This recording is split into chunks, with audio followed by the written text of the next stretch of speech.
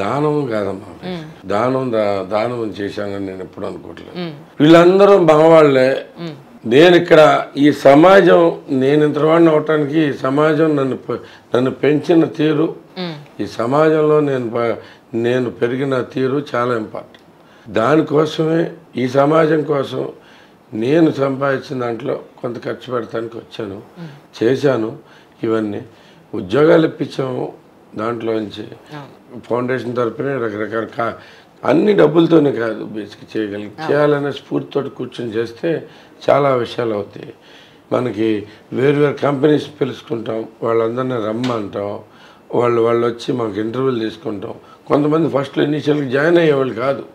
ఎంత 15,000 కూలి పనికి వెళ్తే వస్తుంది, ఏముంది వస్తుంది అనేది. నేను వాళ్ళందరితో కూర్చోబెట్టి ఇలా కాదు, మీకు స్టార్టింగ్లో ఇంతే ఉంటాయి, తర్వాత ఎక్స్పీరియన్స్ పెరిగే కొద్దీ కొంచెం మీరు అందరూ డెవలప్ అని చెప్పి గట్టిగా చాలా మందిని చేసి పంపిస్తే వాళ్ళు కూడా ఇప్పుడు కంపెనీ కూడా వచ్చి ఇంటర్వ్యూస్ తీసుకుని ఆఫర్ లెటర్ ఇచ్చింది, అలా జాయిన్ అవ్వలేదు అనుకోండి, వాళ్ళకి చాలా బాధగా ఉంటుంది, వాళ్ళకి చాలా చిరాకుగా ఉంటుంది. దాన్ని ఏదైనా బదులు జాయినింగ్ అయ్యే పర్సంటేజ్ నేను పెంచగలిగాను, అందుకే నేను అడగగానే కంపెనీలో వస్తాయి.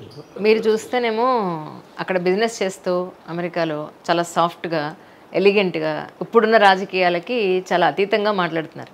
ఎక్కడ బూతులు, గొడవలు, గోల లేకుండా. సో ఎలా సస్టైన్ అవుదాం అనుకుంటున్నారు ఇక్కడ బెజవాడ రాజకీయాలకు సంబంధించి? అంటే నేను వచ్చిందే దానికి వ్యతిరేకంగా కదమ్మా. ఇలాంటి అభివృద్ధి లేకపోవడం నచ్చకే నేను వచ్చాను కదా. నేను వచ్చిన దాంట్లోకి నేను ఎందుకు వెళ్తా? బూతులు రాని వాళ్ళు అంటూ ఎవరు ఉంటారమ్మా. ఎక్కడ వాడాలి, ఎక్కడ మాట్లాడాలి, ఎక్కడ మాట్లాడకూడదు అనేది సంస్కారం, సభ్యత. అది రాకుండా లేవు కదా అందరికీ. తెలియకపోతే లేదు, అది తెలియనాడు కదా, బూత్ అని కూడా తెలియదు. ఇప్పుడు మా అమ్మాయిలు అమెరికాలో పెరిగారు, వీళ్ళు మాట్లాడేదంటే సగం ఇవన్నీ బూతులు అనేది కూడా తెలియదు వాళ్ళకి. సో తెలియదు కాబట్టి వాళ్ళకి తెలియదు. సో నేను రాక్ కాదు, it's my choice not to use. అంటే నేను వాడకూడదు అనేది నా నిర్ణయం. అవసరం లేదు, వాళ్ళ మాట్లాడితే ప్రజలు అసహించుకుంటారు కూడా. నేను అసహించుకుని నేను వచ్చాను. దానికి మనమే వాడితే ఇంకా నేనే డిఫరెంట్ కాదు కదా. ప్రజలు మార్పు కోరుకుంటున్నారు, ఎందుకంటే ఈ బూతుల నుంచి ఈ వాళ్ళ గురించి ఆలోచించే వాళ్ళ గురించి. మీరు కాలేజ్లో ఉన్నప్పుడు ఇక్కడ బెజవాడ రాజకీయాల్లో మీరు ఇన్వాల్వ్ అయ్యి ఉండేవాళ్ళ అప్పట్లో? బెజవాడ రాజకీయాల్లో నేను గుంటూరు కదా, గుంటూరులో తిరుగుతూ ఉండేవాళ్ళం బాగా. అంటే స్టూడెంట్స్ మీద ఎక్కువ ఇంపాక్ట్ ఉంటుంది కదా రాజకీయాల పాయింట్ ఆఫ్ వ్యూలో. రాజకీయ నాయకులు వీళ్ళని తీసుకెళ్ళడం, వీళ్ళని వాడుకోవడం లాంటివి జరుగుతుంటుంది. అలా ఎప్పుడైనా ఇన్వాల్వ్ అయ్యి ఉన్నారా గొడవల్లో? లేదు, అలాంటి గొడవల్లో లేదు. ఎలాంటి గొడవల్లో ఉన్నారు? ఏదో కాలేజీలో చిన్న చిన్న గొడవలు ఎప్పుడు ఉంటూనే ఉంటాయి ప్రతి ఒక్కరి దగ్గర. కాలేజీలో చిన్న చిన్న గొడవలు, అంతకుముందు అప్పుడు గొడవలు పడ్డాళ్ళు అందరూ ఇప్పుడు నాతో బాగా మంచి ఫ్రెండ్స్. నేను వాళ్ళు కూడా వచ్చేసి నాతోటే ఉన్నారు. ఇప్పుడు నాకున్న ఒక గొప్ప థాట్ ప్రాసెస్ ఏంటంటే, మా అమ్మ, నేను హ్యాపీగా ఫీల్ అయ్యేది, మా అమ్మలాగా థింక్ చేస్తాను. నేను నలుగురిని కలుపుకుని వెళ్ళటం అనేది ఫస్ట్ నుంచి మంచి అలవాటు, మా అమ్మ దగ్గర నుంచే వచ్చింది నాకు. నేను వాళ్ళు ఏంటనేది మా అమ్మ ఏదేమో అనిపిస్తూ ఉంటుంది నాకు. సరిగ్గా ఆవిడ కనుక కొద్దిగా చదువుకుని మా నాన్న కనుక కొంచెం పుష్ ఇస్తే ఆవిడే ఎమ్మెల్యే అయిపోయాం గుడివాడికి అనిపిస్తుంది. లేదు, మీరు మీ అమ్మగారి పోలికి ఇందాకనే చూసి వచ్చాను నేను యాక్చువల్లీ.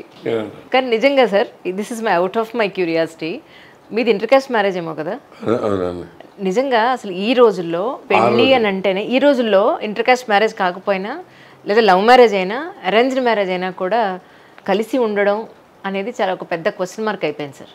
కానీ ఇంటర్ కాస్ట్ మ్యారేజ్ అప్పటి నుంచి మీరు ఇప్పటి వరకు ఎలా నడిచింది లైఫ్ అంటే ఏం చెప్తారు? నిజంగానే, ఎందుకంటే వాళ్ళ సాంప్రదాయాలు వేరు, మీరు సాంప్రదాయాలు వేరు, ఇద్దరు కలిసి ఒక ఇంట్లో ఉన్నప్పుడు, అందులో మీరు జాయింట్ ఫ్యామిలీ, మీరు ఇండివిజువల్గా విడిగా ఇద్దరు మీరుంటే అది వేరే సంగతి. జాయింట్ ఫ్యామిలీ నిజంగా గొడవలు లేవా? ఎలా సర్దుకుంటూ వచ్చారంటే ఏం చెప్తారు సార్? సర్దుకు రావాల్సిన పని కూడా లేకుండా పోయిందమ్మా. మన మనస్తత్వాన్ని బట్టి ఉంటుంది. ఎప్పుడు మా అత్తగారు మా అమ్మగారు అయితే కనుక అసలు ఎంతో ఆప్యాయంగా ఉంటారు. ఇప్పుడు ఏదైనా ఇష్యూ వస్తే గబుక్కుని మాకంతా ఒక అలవాటు ఉంది. నాకు తనతో ఇప్పుడు మామూలుగా భార్యాభర్త మీద ఏదో ఒకటి ఇష్యూలు వస్తాయి, వచ్చినప్పుడు మా అమ్మకి చెప్పను, నేను వెళ్ళి మా అత్తగారు చెబుతాను. తనైనా కానీ మా అమ్మకి చెప్పొద్ది, వాళ్ళ అమ్మకి చెప్పకుండా. Which is a better thing relationship. అంటే సాల్వ్ చేయాలి కదా. ఇప్పుడు మా అమ్మకి నేను చెప్పాను అనుకోండి, తన మీద కోపం తెప్పిస్తమే అవుతుంది అది, అంతేనా? తనైనా కానీ వాళ్ళ అమ్మకి నా మీద చెప్పింది అనుకోండి, వాళ్ళ అమ్మకి నా మీద కోపం తెప్పిస్తూ అవుతుంది. అలా కాకుండా ఇలా వచ్చారు అలా వచ్చారు అనుకోండి, ఎప్పుడైనా కానీ మా ఆవిడని మా అత్తగారు తిట్టినా కానీ తనేం ఫీల్ కాదు, అలాగే మా అమ్మ తిట్టినా కానీ నేను ఫీల్ కాను. అది బెటర్ పాయస్ అనేది దీంట్లో వచ్చింది. అట్లాగే చిన్న చిన్న ఇవి వచ్చినప్పుడల్లా అలాగే నడుచుకుంటూ వచ్చినాయి. సాంప్రదాయాలు దీంట్లో అయితే కనుక మేము చాలా చాలా మోడర్న్గానే ఉంటాం బేసికల్లీ. దాంట్లో అసలు ఎప్పుడు మా మమ్మీ ఏ రోజు రిస్ట్రిక్షన్ అనేది మా అమ్మకి ఇష్టం ఉండదు దాంట్లోంచి. సో ఎప్పుడైనా కానీ చేయాల్సింది చేసుకో, ఇక్కడ అవసరం లేకుండా మా ఆవిడని ఎప్పుడు ఇబ్బంది పెట్టదు. అలాగే బతకరాలైనా అంతే ఉన్నారు ఏ రోజైనా కానీ. అంతా అసలు అంటే it depends on the human personality basic. మనం సరిగ్గా ఉంటే ఎప్పుడైనా కానీ ఎదుటి వాళ్ళు మనకి రెసిప్రొకేషన్ సరిగ్గా ఉంటుంది అనేది నా థియరీ.